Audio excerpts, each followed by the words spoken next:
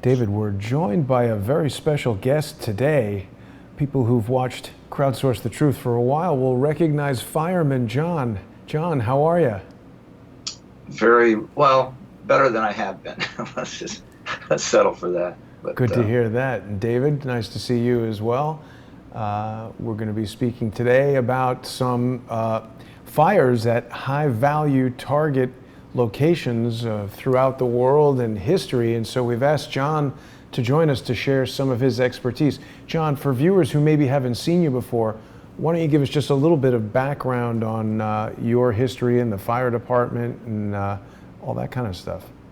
Okay. Well, I started in emergency services in 1987 as EMT and then a paramedic, and got hired by the fire department after that, and spent 20 years. Actually, I'd still be there if I hadn't got injured. But long career. I served as a firefighter, paramedic, a lieutenant, which is the company officer on a ladder truck, and actually battalion chief a lot of the times, and been to the National Fire Academy.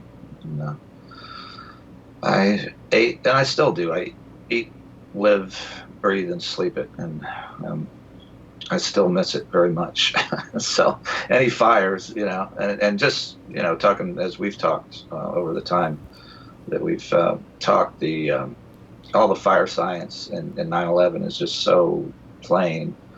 And I was looking for that at Notre Dame, but I've got a few theories of how that might have happened, the way the fire behaved. And we'll be talking about that today. David, you've expressed a lot of interest in the fire at the cathedral there, the Notre Dame Cathedral in Paris, and we've got it, of course, included in today's photo collage.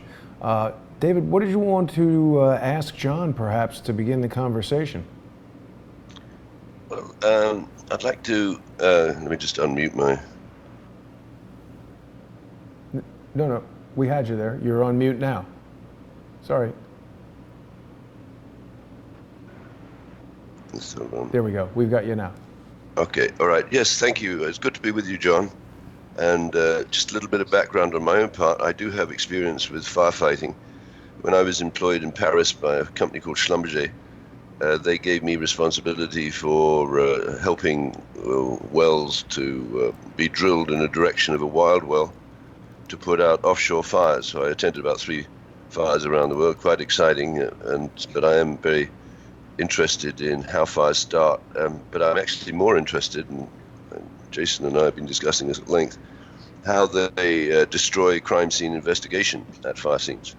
Yes. And this is a very elaborate procedure in the context of 911, and I believe the sabotage of the Deepwater Horizon rig in the Gulf, and the fire in the Notre Dame spire a few days back. And what happened, very germane to this issue, is in 1989, a man by the name of Wilbur Ross, who was a debt and reconstruction expert at N.M. Rothschild and Sons in New York, working for President Trump in restructuring his debts. And N.M. Rothschild, of course, is the investment banker for Queen Elizabeth II, and also for this British company called Serco, which had an amazing meeting on the 47th floor of the North Tower on the morning of 9/11, where its shareholders were discussing something. But I'd just like to come back to John's possible explanation of some of these events. What I think is happening at these crime scenes is they're stripping data from the crime scene, which is needed by, let's say, the forensic arm of the firefighters to work out where the fire started, how it spread, why they were unable to put it out. And the data they strip from the crime scene, which should actually go to law enforcement crime scene investigations, includes the time-stamped data that would allow you to simulate how the fire grew, how fast, whether any accelerants were used. And perhaps I could ask John, in the context of the North Tower and then the South Tower, was he happy with the way the forensic data was collected at the World Trade Center crime scene? Over to you, John. Absolutely not. And the best way to obliterate a crime scene is to collapse the buildings, and that's just what they did. And that makes cause and origin impossible. And they did it. I've a friend of mine, Jason may know him. He was a fire inspector with FDNY, Rudy Dent, and he was about 3 blocks from World Trade Center 7 that was not hit by a plane. That had all those buildings had fire suppression, probably the best available, and he was totally surprised when he saw some FDNY guys clearing the area before it came down, and they're controlled demolitions without a doubt, and that at Notre Dame, the way they did it, if they did it. When it started somewhere around that spire and the roof, and once that roof comes down and the spire collapses, it's going to be very difficult to do cause and origin. Now, John, that's a very specific term I haven't heard before, cause and origin. Obviously, that's what you're looking for in the investigation of a fire, where it started, what caused it to start. It's got to be one of the most difficult types of investigations to do, because unlike a murder where there's a lot of stuff left around, as you said, so much of what you're investigating is just dust and obliterated. Yeah. And it's got to be wet and everything. You know, the first order of business, of course, is to put the fire out, and the crime scene is obviously affected by that. So do you think we'll ever know what happened at Notre Dame? And how could they so quickly come to this conclusion that it was not arson? Well, I would say a couple things about that. And it's always a possibility, but as they were renovating that, it's obviously a stone building. Stone doesn't burn. But they did have a tremendous amount of heavy timber that it takes a bit to get going, and it takes a bit to collapse that sort of support for the roof. But I imagine between the time it was built and the time of the fire, that roof was redone in some way, probably many times. And it was my experience, and we had several large fires like this where the roofing guys would get there and they were trying to remove parts of the roof, and they'd use a blowtorch to do this. And wow. There are void spaces and under the roof, around it, and you can just have a small smoldering fire when it eventually vents and gets oxygen. That's it's on, and that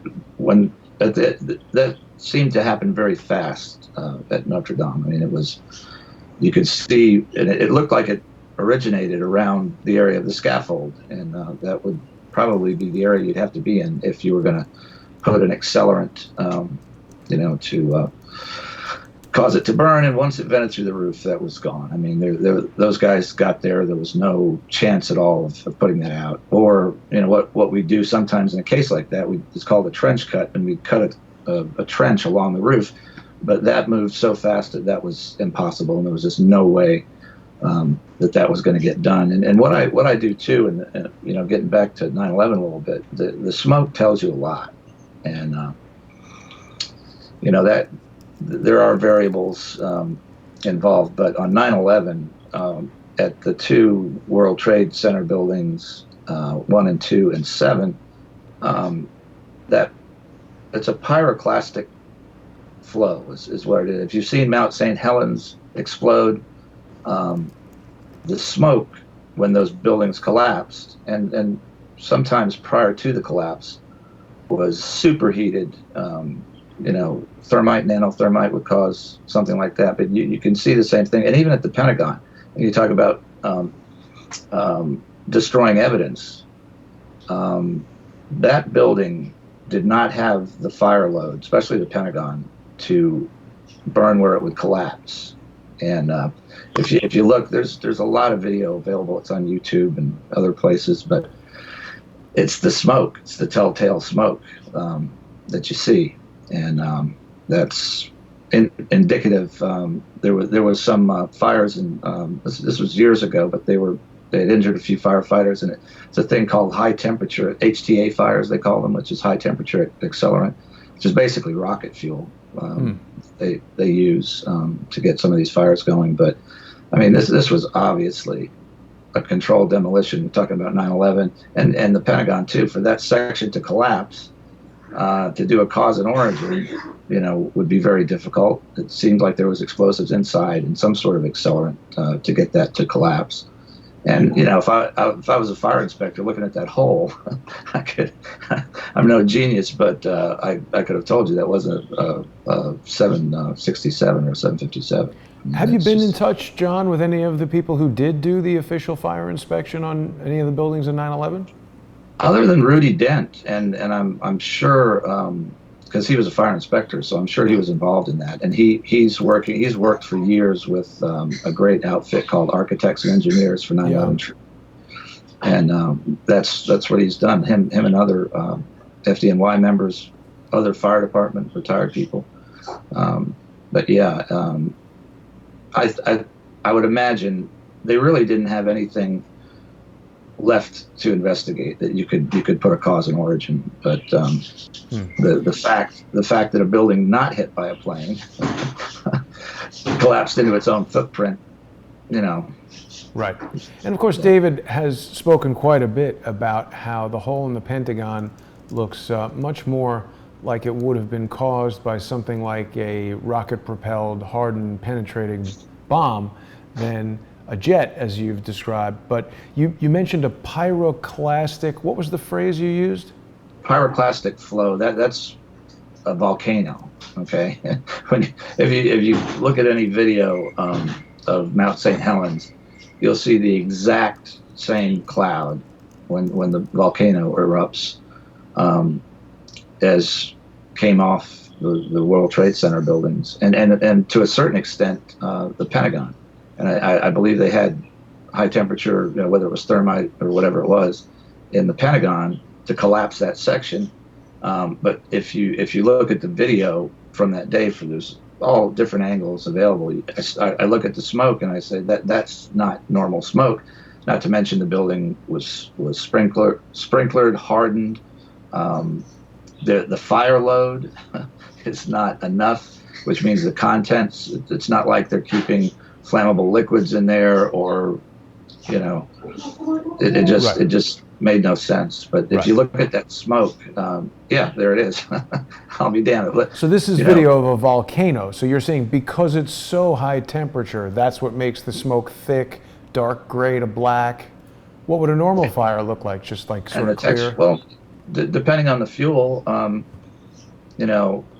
and the first thing that we saw in 9/11, there was dark black smoke. That's what you would expect from flammable liquids, maybe fuel from a plane. But shortly after that, I'm not sure how they did that, or what did that, and that could still be the contents. But generally, a flammable liquid fire has dark, oily smoke. Nothing like that. But you started to see it rather early when they must have ignited some thermite in that building, because there's like lava coming off the sides. And now, what about Notre Dame? This smoke looks much less dark, right? Maybe this is just wood. Yeah, well, that's another. If it's burning wood and it's free burning like it is, that's normal smoke for that, because and when a fire is burning efficiently, that's the smoke that you get. I didn't see any evidence of anything like a pyroclastic flow going on. That obviously it was wood that was burning, and when wood, you have complete and incomplete combustion, and if the fire isn't burning efficiently, it'll be darker smoke, then it'll be black. Colors of smoke, that's a sign of a flashover for us, because sometimes you can have a smoke explosion, but that, and looking at that, the only weird part I saw with the Notre Dame footage was when the spire collapsed, the smoke got yellow, which was odd. Why is that odd?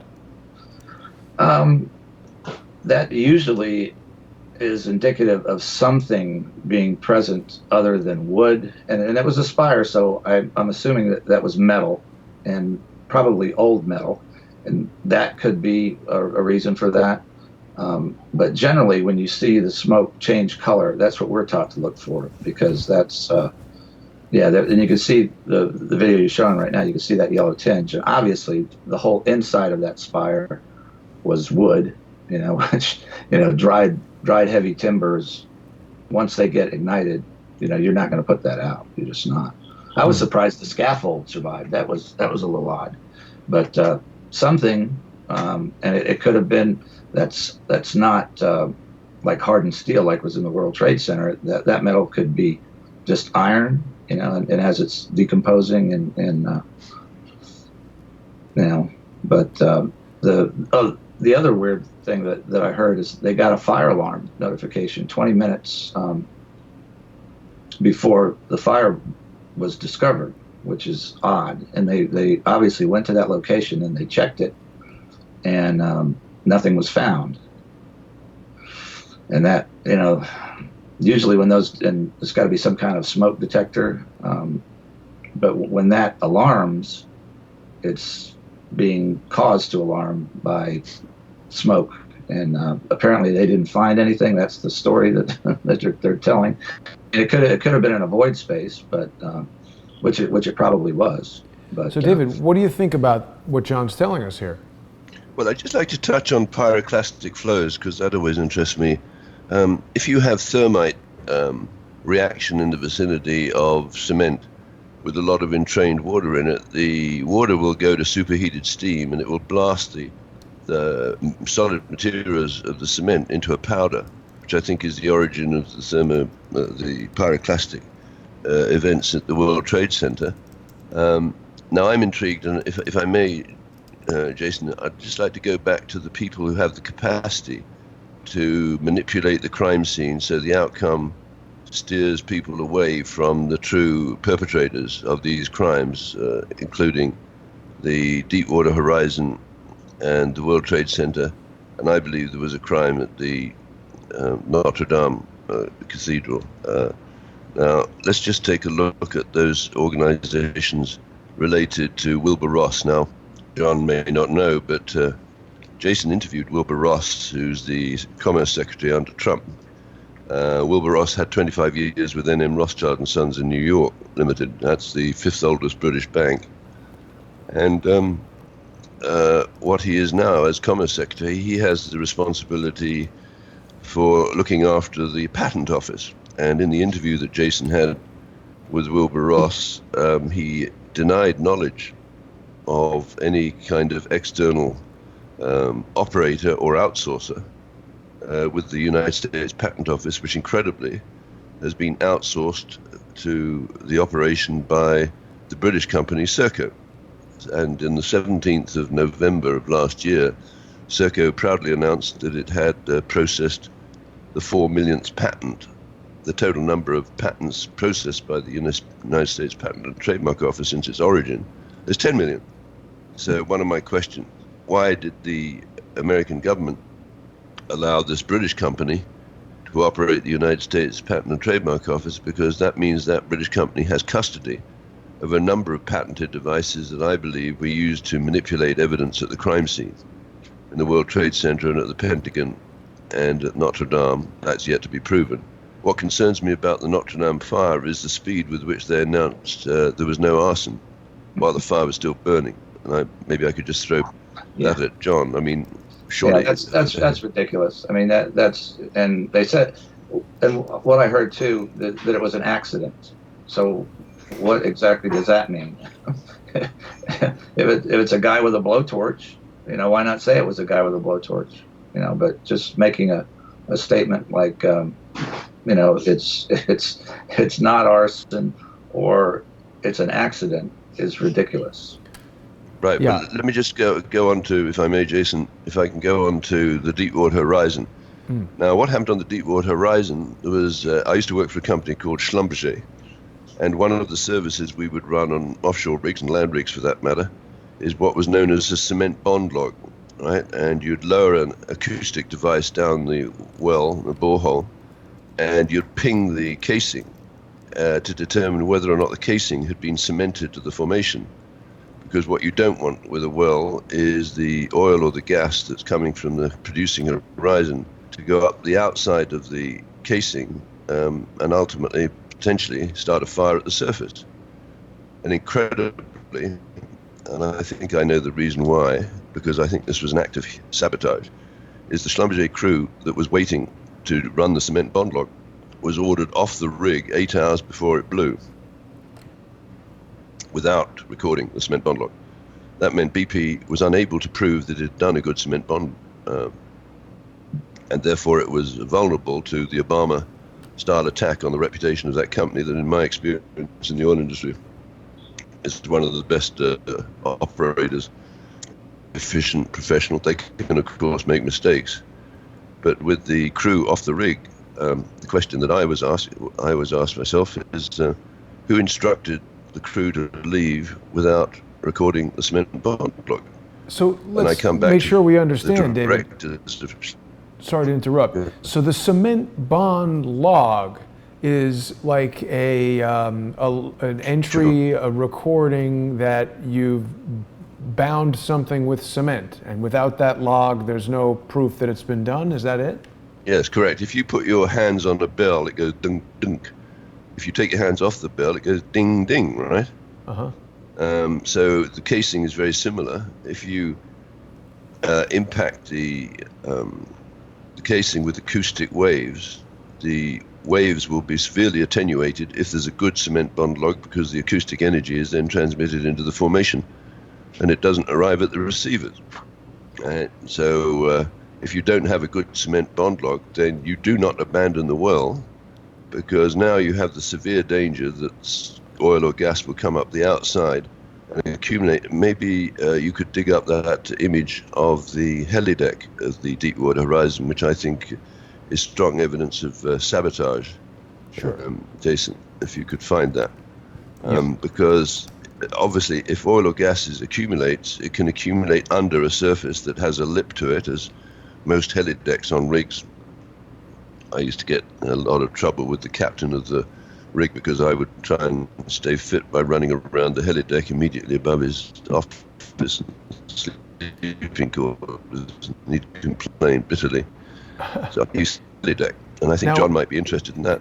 David, is this it, or is this from the movie Yes. Deepwater Horizon? No, that's the real thing. Yeah, This is because what you got. You know, David, helideck you're is, I breaking believe, up. You're breaking up on us a bit. Maybe we should go to audio only and improve the bandwidth. Okay, let me see. So I've got to. You're going to remove my face, then, right? If you just turn off your camera, I'll add an inset photo of you. Okay, all right. Just so people can know how good looking I am. exactly. Just kidding. Okay, right. So now, let me say before I say anything, invite John to look at that as a firefighter, and tell me what he thinks, if anything, is bizarre about that helideck. the big hole in it. You're right, right. And what I believe there was a thermite plate underneath the helideck, left possibly, and I don't want to malign my former company, because I believe it's a wonderful company, Schlumberger. But obviously if some people go out to that rig, and I believe there was the Lloyd's Register, people went out there about 2 or 3 months before, and they came back with some bizarre theory that there was an accident waiting to happen because BP had changed the shift and pissed off most of the workers, but I think that's just garbage. What I think happened there is there was a small amount of fuel in the thermite plates under the helideck, and they waited, for the gas to come up, or the oil to up the outside of the casing, accumulate under the helideck, and then ignite it remotely. And just going back to the two organizations that I mentioned earlier about remote ignition of fires, and we can look at the Paradise fires in California and the Fort McMurray fires and the Lac Mégantic fires.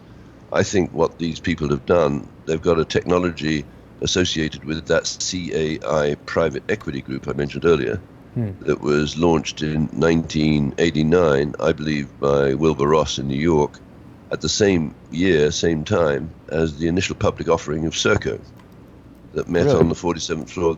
Go ahead, Joe. It was the same time as Serco. I didn't know Jason, that. can you go back to that picture for a second? Yeah.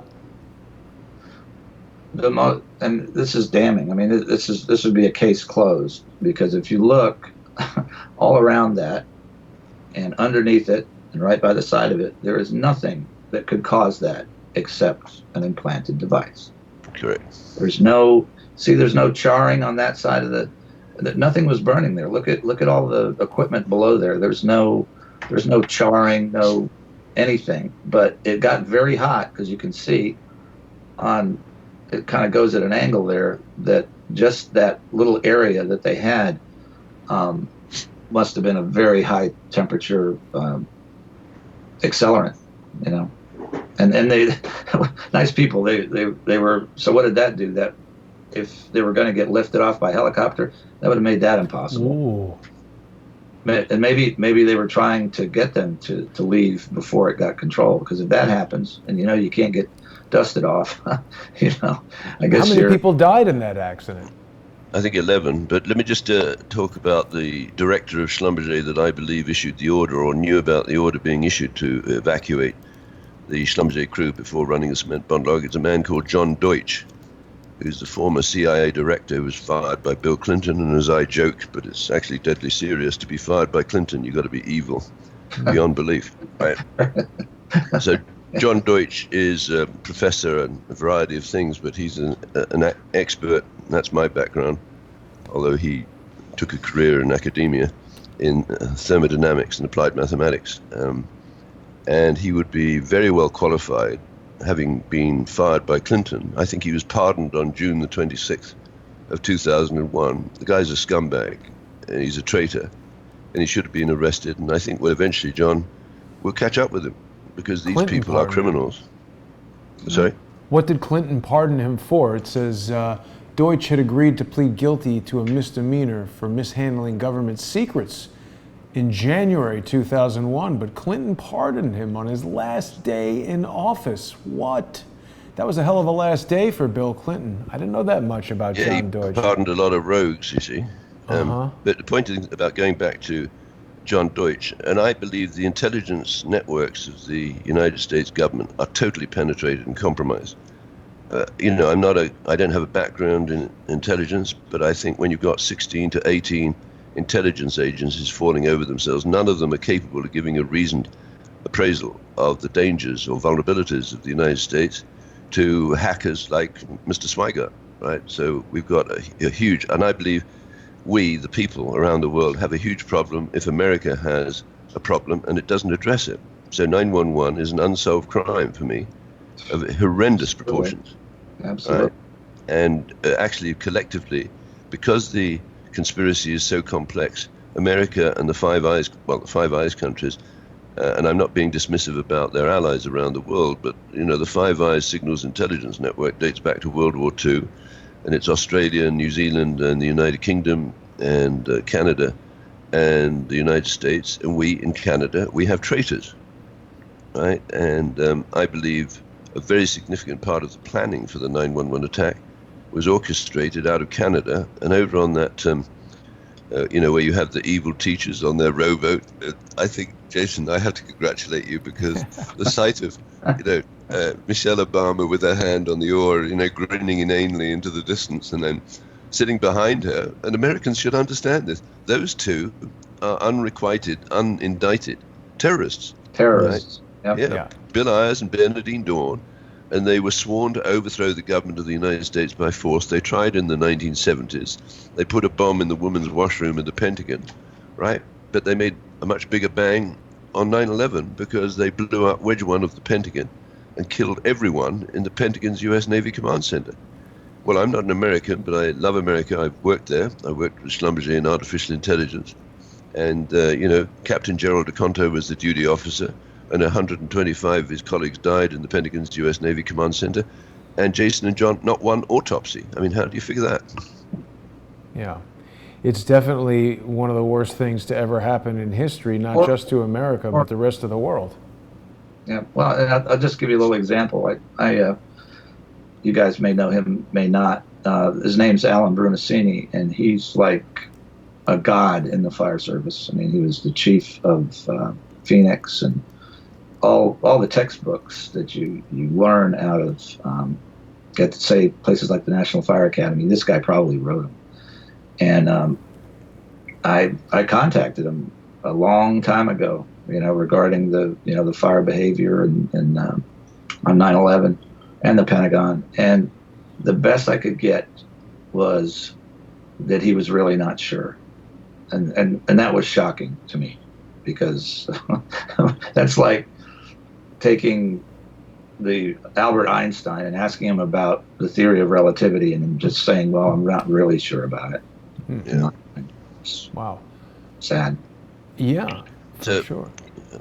Yeah, so let me just back up here. So I'm not an intelligence or crime scene investigator, but I have enough of a scientific background to know that the proper way, I believe, to approach these kind of crime scene investigations is to reverse engineer it. So my background in artificial intelligence in the United States and what I did in the United Kingdom in the 1980s, I developed techniques to reverse engineer a theory of the geology of a reservoir against the data that had been measured, the empirical data or the observed data from the logs, like the acoustic one I just mentioned.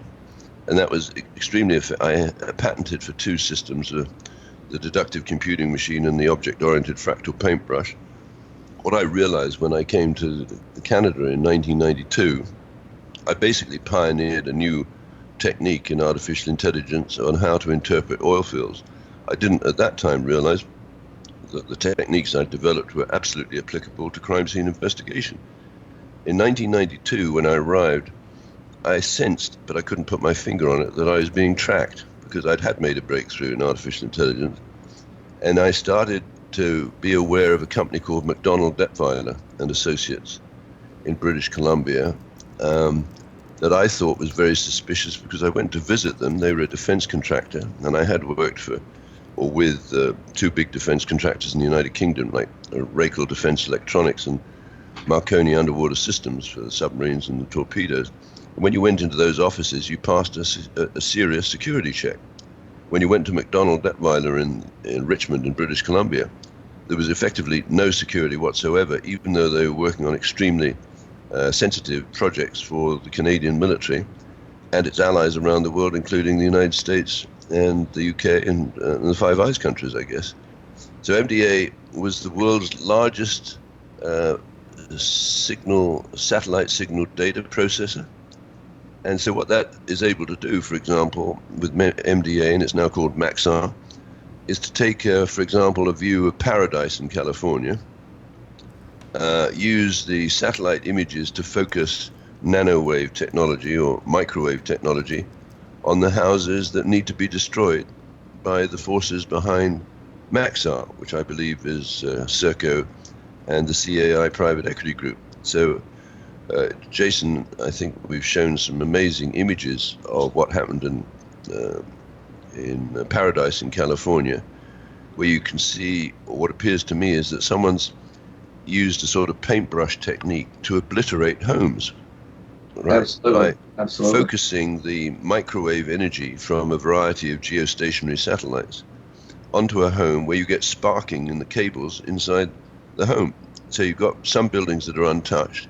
You've got some trees that are still standing. Well, John, maybe you could comment on, what lessons we can draw from Paradise. Over to you. And that's the thing. And it's really, I won't say it's first year fire school stuff. But when you look at anything like that and the intensity of the fire going on, and you have places that remain unburned and untouched, that's a red flag. I mean, that just doesn't. And brush fires like that, and I've had experience with those where we were in Florida. We were in a backyard of a row of homes with one 2.5 inch line when that fire crowned over like 60-foot pine trees, and we called the water dump in on ourselves, which it hurt a little bit, but without that helicopter, those homes would have went. We probably would have went. But and you look at California, these neighborhoods and the large pine trees that they have, and the fire load is incredible. And just that picture that you're showing right now makes no sense at all. I mean, it's not. If you go by fire science, physics, common sense, I mean, something else is at work here. Yeah. And they obliterate the evidence because, right. that's. And I think it's an insurance fraud, right? So you go back to Serco, meeting on the 47th floor of the North Tower on the morning of 9/11, and amongst the Serco shareholders include 10 banks known as the global custodians with over $100 trillion of assets under management, including the assets of the New York Police Department and New York City Employees Retirement System. So what you've got is you've got a huge, moral issue, because I think the people who staged the 9/11 attack were threatening the firefighters. 343 died on 9/11. And it's, for me, even though I'm not American, it's unacceptable that the remaining firefighters and their families should accept that as a given, because I believe the radios, the Motorola radios, and I'll come to that in a minute, were jammed, so that when tower number 2 came down first, even though number 1 was hit first. Right. And I presume, I'm not an expert, that there should have been an evacuation order for all of the firefighters in tower number 1, but it appears that the radios, Motorola Solutions, were jammed, so they didn't get the order, and they basically dialed up a body count for what is known as a dead pool operated by Serco shareholders. I have no doubt. And it sounds very surprising, I think, for a lot of people, David, maybe who haven't heard this before. But of course, this concept of death pool betting, it's been around for hundreds of years. You've told us about White's Club in London that is known for gambling on really elaborate, unlikely scenarios of death of high-value targets. So why should we presume that it's ever stopped? And more particularly, the chairman of the Royal Commission on Gambling in 1976 was Victor Rothschild, who died in 1990. But let me just run the clock back to World War II. When Victor Rothschild, he was the right-hand man of Winston Churchill and the toy shop, because there were some very inventive engineers and scientists in the UK that were inventing things like the cavity magnetron and the proximity fuse and radar and friend or foe recognition. And the British didn't have the production capability because they were being bombed. So they did a deal, I think, in September 1940, and a man called Tizard, whose son I know, he's a friend of mine back in the UK, Henry Tizard, went on a mission to Washington to see if the various industrialists would be interested in taking this British technology, a shared patent arrangement, and getting the production up to arrange, the defeat of the Germans. And some of the technology is absolutely fascinating, because there was a prototype of what's known as the cavity magnetron taken by the Tizard mission. And just prior to that mission of September 1940, Victor Rothschild, had gone into the laboratory at Birmingham University where the cavity magnetron had been invented, and he stole the cavity magnetron, or the example, took it away with him, and 5 days later he delivered it back, and telling the professor who was working on that project to be more careful about security. But I don't know if people are familiar with Victor Rothschild, because there's a general consensus this is the fifth man of the Cambridge spy ring. Well, I went to Cambridge, and that offends me greatly, because I think these guys were betraying the country. They were giving top secret information to the Russians and the Japanese before Pearl Harbor. And of course, the fascinating thing is, if you Google RCA cavity magnetron, you find that Radio Corporation of America patented the cavity magnetron invented by the British. And it was a quid pro quo, I think, where the British said to the Americans and RCA, well, let's split the proceeds from the patent. You produce as many of these things as you can. We'll use them in World War II. But that arrangement, even I actually think it dates back to 1811, but that's another issue. the close combination of the British Patent Office and the American Patent Office takes us right through 911 and a number of patented devices we used in the 911 attack, and not just to in the 911 attack, to actually prevent or obscure the crime scene investigation that would have led or would lead us, and I think we're on the process of that now, Jason, to the perpetrators. And I pin that on NM Rothschild and Serco and the CAI private equity group, for which I believe this guy Swigert is scrubbing busily away in that third tunnel. Over to you, Jason. Well, I mean, you know, he's certainly very interested in whatever it is that we're doing. So he makes videos about us almost every day. And perhaps he could be. I mean, he's worked for some of the companies you've spoken about. It's worth mentioning, David, for people who perhaps haven't heard you speak about the cavity magnetron before. It had tremendous strategic value for World War II. You got no radar without a cavity magnetron, and they're still used today. Every microwave oven has a cavity magnetron in it. And is she the CEO? The director of this Maxar Technologies is now Joanne Isham, also former CIA. I'm a little concerned about some of these corporations that have CIA directors running them, particularly when we have these really disconcerting accidents that seem to be linked to technologies that they possess. What can we say about that in the last 5 minutes we've got here before we transition over to our subscriber-only show, David, which of course people can view by going to patreon.com/reverse-CSI storyboards and patreon.com/crowdsourcethetruth or subscribestar.com/crowdsourcethetruth. Well, I think this network that is engaged in arson, well, I describe it as a high-speed artificial intelligence patent for rent, murder for hire network, and it runs on EduRoam.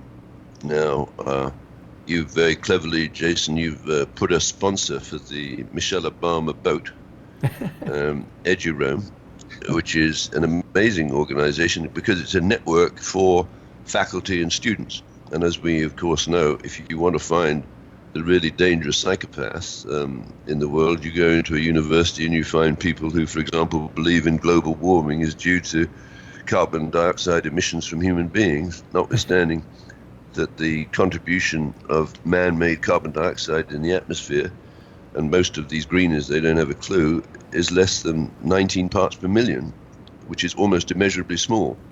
We should mention, David, also that Bernadine Dorn, in one of her radio addresses, did specifically warn the people of the United States to protect universities. And of course, her and her husband were on faculty at University of Illinois in Chicago and Northwestern University, respectively. So, I mean, we're asking these questions because it just doesn't make a lot of sense that a decent university would hire two unindicted psychotic criminals.